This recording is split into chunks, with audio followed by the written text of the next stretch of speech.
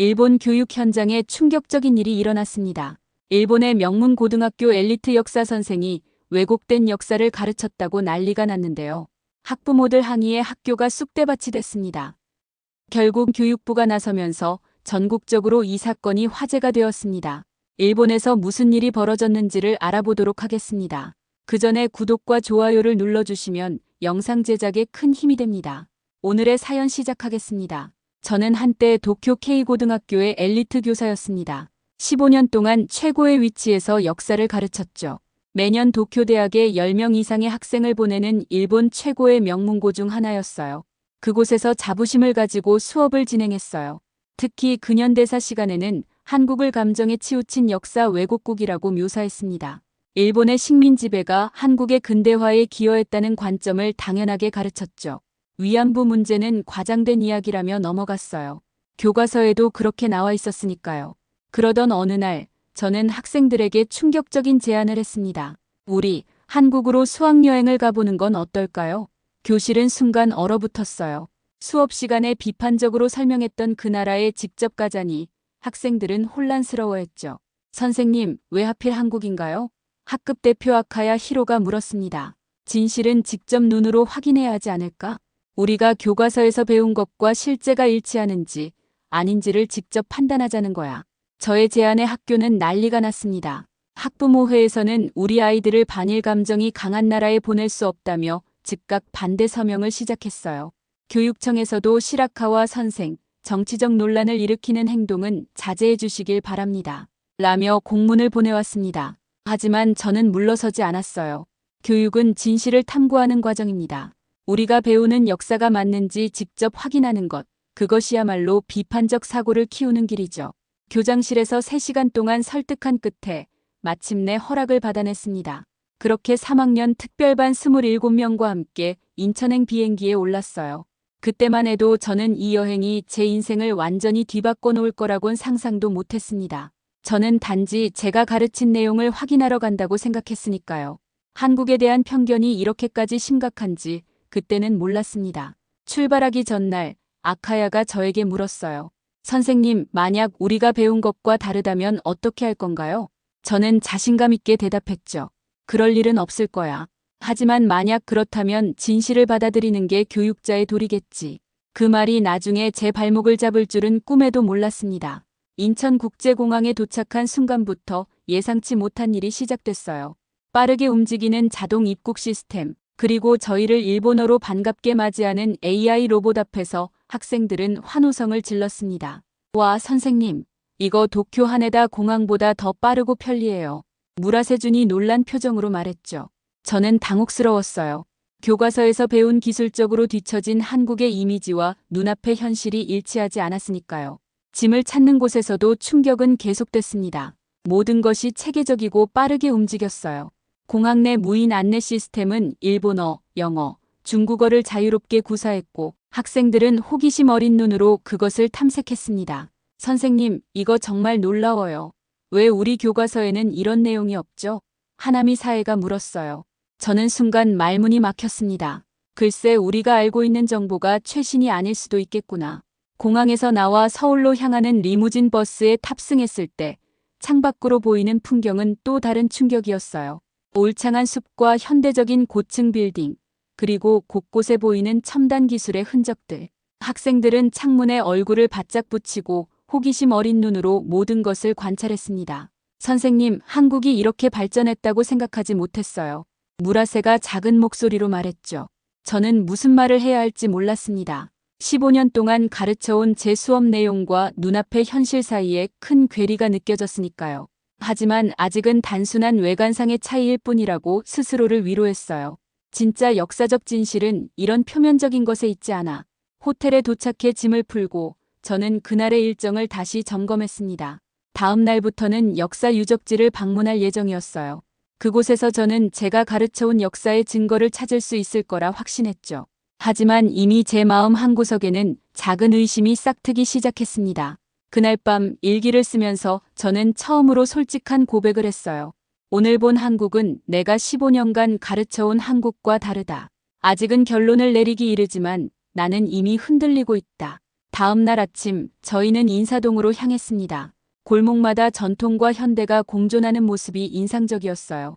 한 한복 가게 앞에서 멈춰 섰을 때 70대로 보이는 장인이 저희를 반갑게 맞이했습니다. 어서 오세요. 일본에서 오셨군요. 그는 유창한 일본어로 말했어요. 학생들은 놀란 표정이었죠. 장인은 한복과 일본 기모노의 차이점을 설명하기 시작했습니다. 한복에서는 자연스러운 곡선을 중시합니다. 산과 강처럼요. 기모노가 직선적인 아름다움을 추구한다면 한복은 흐르는 듯한 곡선미를 담고 있죠. 그의 설명은 단순한 옷의 차이가 아니라 문화적 철학의 차이를 담고 있었어요. 저는 그의 말에서 존중과 이해를 느꼈습니다. 비판이나 적대감이 아닌 두 문화의 다른 점을 인정하는 태도였죠. 길을 걷다 길을 잃었을 때는 한국 대학생들이 친절하게 도움을 주었어요. 한 학생은 저희가 목적지까지 가는 길을 직접 안내해 주겠다며 30분이나 함께 걸었습니다. 정말 감사합니다. 왜 이렇게까지 친절하신가요? 제가 물었어요. 그 학생은 미소 지으며 대답했죠. 일본 분들이 한국을 어떻게 생각하실지 걱정돼요. 적어도 제가 만난 분들은 좋은 기억을 가져가셨으면 해서요. 점심시간 한 식당에서 저희를 응대한 주인은 놀라울 정도로 유창한 일본어로 메뉴를 설명해 주었습니다. 저는 오사카에서 5년간 일했어요. 일본 손님들을 많이 만나서 언제나 반가워요. 그가 내어준 찌개는 따뜻하고 정갈했어요. 학생들은 처음 맛보는 한국 음식에 호기심 가득한 표정이었습니다. 무라세는 감탄하며 말했죠. 우와, 생각보다 맛있어요. 일본 음식과는 다르지만 왠지 친근해요. 거리에서 만난 사람들의 친절함, 골목마다 느껴지는 활기찬 에너지, 그리고 곳곳에서 볼 수 있는 첨단 기술과 전통 문화의 조화. 저는 점점 혼란스러워졌어요. 교과서에서 배운 감정적이고 비이성적인 한국인의 모습은 찾아볼 수 없었으니까요. 그날 저녁 호텔 로비에서 마주친 한 노부부는 저희가 일본인임을 알고도 친절하게 인사를 건넸습니다. 할아버지는 일제시대 때 어린 시절을 보냈다고 했죠. 역사는 역사지만 사람은 사람입니다. 우리 손주도 일본 노래를 좋아해요. 그 말에 제 마음속에 무언가가 조금씩 무너지기 시작했습니다. 저는 한국을 역사에 사로잡힌 나라로 가르쳐왔지만 실제로 만난 한국인들은 과거와 현재를 분리할 줄 아는 성숙함을 보여주었어요. 셋째 날, 저희는 서대문 형무소 역사관을 방문했습니다. 일제강점기 당시 독립운동가들이 수감되었던 곳이었죠. 입구에 들어서는 순간 차가운 공기가 저를 감쌌어요. 좁고 어두운 감방, 고문 도구들이 생생하게 전시되어 있었습니다. 특히 충격적이었던 것은 물고문과 전기고문 기구였어요. 당시 일본 경찰이 사용했던 실제 도구들과 함께 일본어로 작성된 원본 문서가 전시되어 있었습니다. 피의자 우혈 50cc 확인, 전기 자극 후 기절, 30분 경과 후 의식 회복과 같은 기록들이 일본어로 적혀 있었어요. 아카야가 떨리는 목소리로 물었습니다. 선생님, 이게 정말인가요? 저는 말문이 막혔어요.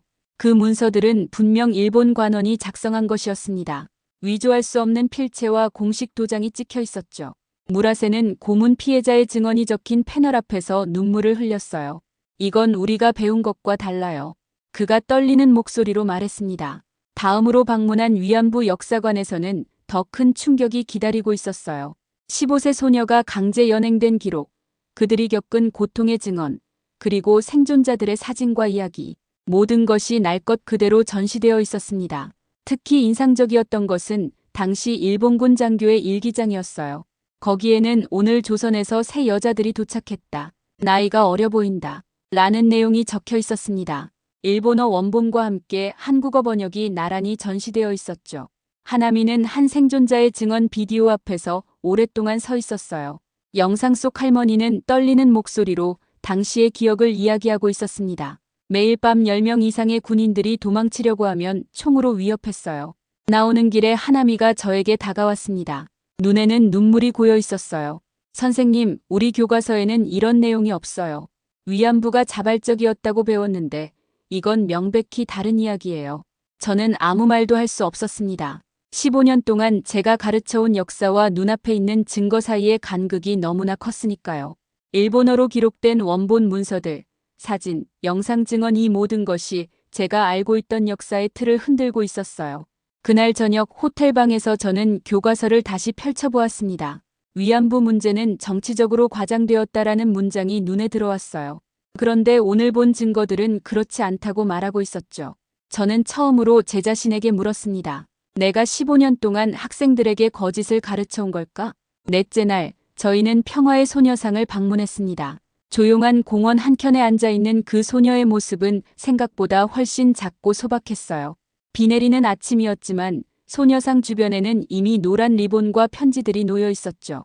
제가 소녀상의 의미를 설명하려 했을 때 아카야가 조용히 말했습니다. 잠시만요, 선생님. 그리고는 천천히 다가가 소녀상 앞에 무릎을 꿇었어요. 아무 말도 없이 그저 깊이 고개를 숙였습니다. 다른 학생들도 하나둘 따라 무릎을 꿇었어요. 그 광경을 보며 저는 가슴 깊은 곳에서 무언가 무너지는 것을 느꼈습니다. 비가 내리는 가운데 일본 고등학생들이 한국의 소녀상 앞에서 무릎 꿇은 모습, 누구도 강요하지 않았는데 그들은 스스로 선택했죠. 한참 후 아카야가 떨리는 목소리로 말했어요. 만약 저 소녀가 제 여동생이었다면 저는 어떤 마음이었을까요? 그때 한 한국 유학생이 다가왔습니다. 우산을 들고 있던 그녀는 서울대학교 역사학과 학생이라고 했어요. 여러분의 마음이 정말 감동적입니다. 하나미가 물었죠. 한국 사람들은 이 문제에 대해 일본을 미워하나요? 유학생은 잠시 생각하더니 침착하게 대답했어요. 미움보다는 인정받고 싶은 마음이 더 큰 것 같아요. 역사는 지울 수 없지만 함께 기억하며 나아갈 수 있다고 믿어요. 그녀가 가리킨 소녀상 받침대에는 작은 메모가 있었습니다. 역사를 잊은 민족에겐 미래가 없다. 일본어로도 번역되어 있었죠. 무라세가 눈물을 닦으며 물었어요. 우리가 할 수 있는 일이 있을까요? 유학생은 미소 지으며 대답했습니다. 지금 여러분이 하고 있는 일이에요. 듣고 보고 느끼는 것. 진실을 마주하는 용기가 가장 중요합니다. 소녀상 주변을 보니 작은 나비 장식들이 달려 있었어요. 유학생이 설명했죠. 나비는 자유와 영혼의 상징이에요. 할머니들이 세상을 떠나도 그들의 이야기가 나비처럼 계속해서 세상에 퍼져나가길 바라는 마음입니다. 그 말을 듣는 순간 제 눈에서도 눈물이 흘렀습니다. 15년 교직 생활 동안 단 한 번도 수업 중에 감정을 보인 적이 없었는데 그날은 달랐어요. 제가 가르쳐온 역사적 사실과 눈앞의 현실 사이의 괴리가 너무 컸으니까요. 돌아가는 길에 비가 더 세차게 내렸지만 우리 마음속에는 이상하게도 맑은 하늘이 열린 것 같았습니다. 침묵 속에서도 우리는 모두 같은 생각을 하고 있었어요. 저는 처음으로 학생들에게 솔직하게 말했습니다. 여러분, 나도 많은 것을 다시 배우고 있어요. 함께 진실을 찾아가길 바랍니다. 일본으로 돌아온 후 폭풍이 시작됐습니다. 누군가 SNS에 저희가 소녀상 앞에서 무릎 꿇은 사진을 올렸어요. 순식간에 학부모들 사이에서 분노의 목소리가 터져나왔죠. 반일 사상을 주입하는 교사가 있다. 학생들을 정치적으로 이용했다는 비난이 쏟아졌습니다. 교장실에 불려간 날, 저는 이미 모든 것을 예상하고 있었어요. 시라카와 선생, 학교 이사회에서 결정했습니다. 다음 학기부터 규슈의 타카모리 고등학교로 전근 발령입니다. 도쿄의 명문고에서 규슈의 시골 학교로. 이것은 분명한 좌천이었죠. 하지만 이상하게도 마음이 가벼웠습니다. 알겠습니다. 받아들이겠습니다. 교실로 돌아와 학생들에게 전근 소식을 전했을 때 예상치 못한 반응이 돌아왔어요. 아카야가 일어나 외쳤습니다. 부당합니다. 우리가 이사회에 항의해요. 저는 고개를 저었어요. 괜찮아. 이것도 하나의 교훈이야. 진실을 말하는 것에는 때로 대가가 따르지. 수업이 끝난 후 하나미가 다가와 작은 봉투를 건넸습니다. 선생님, 우리 모두의 마음입니다. 호텔에서 열어본 그 봉투에는 학생들이 쓴 편지와 감사일기가 가득했어요. 무라세의 글이 특히 기억에 남습니다. 선생님 덕분에 저는 처음으로 교과서 너머의 세계를 보았습니다. 그것은 고통스러웠지만 동시에 해방감을 주었어요. 이제 저는 모든 것을 의심하고 스스로 진실을 찾아 나설 용기가 생겼습니다. 아카야는 이렇게 썼죠. 한국 여행이 제 인생을 바꿨어요. 저는 한국어를 배우기로 결심했습니다. 우리가 직접 다리를 놓아야 한다고 생각해요. 그 글들을 읽으며 깨달았습니다. 저는 직업을 잃었을지 모르지만 더 중요한 것을 얻었어요. 교사로서의 진정한 사명을 발견한 것이죠. 마지막 수업날 학생들이 준비한 작은 송별회가 있었습니다. 하나미가 눈물을 글썽이며 말했어요. 선생님, 저는 서울대학교 교환학생 프로그램에 지원했어요. 한국의 역사를 더 깊이 공부하고 싶어요. 저는 웃으며 대답했습니다. 내가 두 나라 사이의 다리가 될 거라 믿어. 교실을 나서는 순간 뒤에서 아카야의 목소리가 들렸어요. 선생님, 우리는 선생님의 제자라는 것이 자랑스러워요. 그 말에 가슴이 벅차올랐습니다. 진실은 때로 고통스럽지만 그것을 마주할 용기가 있다면 반드시 빛을 발한다는 것을 깨달았죠. 규슈의 타카모리 고등학교는 도쿄 케이고와는 완전히 달랐습니다. 낡은 건물, 작은 교실, 그리고 대학 진학률이 30%도 안 되는 평범한 학교였죠. 하지만 저에게는 새로운 시작이었어요. 첫 수업날 저는 교과서를 덮고 학생들에게 말했습니다. 우리는 역사를 단순히 암기하지 않을 겁니다. 직접 탐구하고 증거를 찾아 진실에 다가갈 거예요. 학생들은 처음에는 의아해했지만 점차 이 새로운 방식에 흥미를 보였어요. 저는 역사적 사료를 직접 분석하고 다양한 관점을 비교하는 수업을 진행했습니다. 특히 한일 관계사에 대해서는 양국의 교과서를 함께 보며 차이점을 토론했죠. 놀랍게도 이 작은 변화가 학교를 넘어 퍼져나가기 시작했어요. 저는 진실 역사 온라인 모임이라는 작은 커뮤니티를 만들었고 점차 전국의 교사와 학생들이 참여하기 시작했습니다. 도쿄의 제자들과도 연락을 유지했습니다. 6개월 후 하나미에게서 기쁜 소식이 왔어요. 선생님, 한국사 에세이 대회에서 대상을 받았어요. 제목은 두 나라의 상처를 넘어서였답니다. 아카야는 더 놀라운 소식을 전해왔죠. 한국어 말하기 대회에서 1등했어요. 주제는 역사와 화해였습니다. 선생님 덕분이에요. 시간이 흐르면서 제 수업 방식은 학교 내에서 인정받기 시작했어요. 교장 선생님은 처음에는 의심의 눈초리였지만 학생들의 역사 이해도와 비판적 사고력이 향상되는 것을 보고 지지하기 시작했습니다. 시라카와 선생, 당신의 방식이 효과가 있는 것 같군요. 다른 교사들에게도 공유해 주시겠어요? 그렇게 시작된 교사 연수 프로그램은 점차 확대되었고 규슈 전역의 학교로 퍼져나갔습니다. 교육부에서도 관심을 보이기 시작했어요. 역사 교육의 새로운 접근이라는 주제로 발표를 요청받기도 했죠. 무라세는 역사학과에 진학했고 그의 첫 논문은 일본 역사 교과서의 비판적 분석이었습니다. 그는 이메일에 이렇게 썼어요. 선생님, 저는 앞으로 교과서를 만드는 사람이 되고 싶어요. 양국이 모두 인정할 수 있는 역사를 써나가고 싶습니다. 미야자키라는 학생은 더 큰 꿈을 꾸게 되었습니다. 저는 한일 역사 공동 연구자가 되기로 했어요. 선생님처럼 진실을 찾아 나서는 사람이 되고 싶어요. 3년이 지난 어느 날 예상치 못한 편지 한 통이 도착했습니다. 서울대학교 역사학과의 김도현 교수님이 보낸 초대장이었어요. 시라카와 선생님, 동아시아 공동 역사 인식을 위한 국제 심포지엄에 연사로 초청하고 싶습니다. 그 편지를 읽으며 가슴이 벅차올랐습니다. 작은 시골 학교에서 시작된 변화가 이제는 국제적인 학술 무대로 확장되고 있었어요. 저는 그 초대를 기쁘게 수락했습니다. 서울 하늘은 맑았습니다. 서울대학교 문화관 대강당에 들어서니 300명이 넘는 청중이 자리를 채우고 있었어요. 앞줄에는 김도현 교수와 일본에서 온 역사학자들이 앉아 있었죠. 무대 위로 올라가 마이크 앞에 섰을 때 가슴이 두근거렸습니다. 청중 속에서 익숙한 얼굴들이 보였어요. 하나미, 아카야, 무라세. 그들은 지금 서울대학교와 도쿄대학교의 교환학생 프로그램으로 이곳에 와 있었습니다. 깊은 숨을 들이마시고 저는 말을 시작했어요. 저는 일본의 평범한 역사교사입니다. 그리고 15년 동안 잘못된 역사를 가르쳐왔습니다. 청중 사이에서 작은 소란이 일었지만 곧 조용해졌어요. 저는 계속했습니다. 교과서에 쓰인 대로 가르치는 것이 제 의무라고 생각했습니다. 하지만 한국 방문을 통해 깨달았죠. 진정한 교육자의 의무는 진실을 찾아 전달하는 것이라는 사실을요. 그날의 연설에서 저는 모든 것을 털어놓았습니다. 한국에 대한 편견, 충격적인 진실과의 만남, 정근이라는 대가, 그리고 새로운 시작에 대해요. 역사는 승자의 기록이 아니라 모든 이의 기억이 되어야 합니다. 그것이 진정한 화해의 시작이니까요. 연설이 끝나자 기대와 달리 열렬한 박수가 터져나왔어요. 김도현 교수가 무대로 올라와 저를 껴안았습니다. 시라카와 선생님, 당신은 무엇을 잃었지만 더 많은 것을 얻었습니다. 당신의 용기가 우리 모두에게 영감을 줍니다. 그날 심포지엄 후 김 교수는 놀라운 제안을 했어요.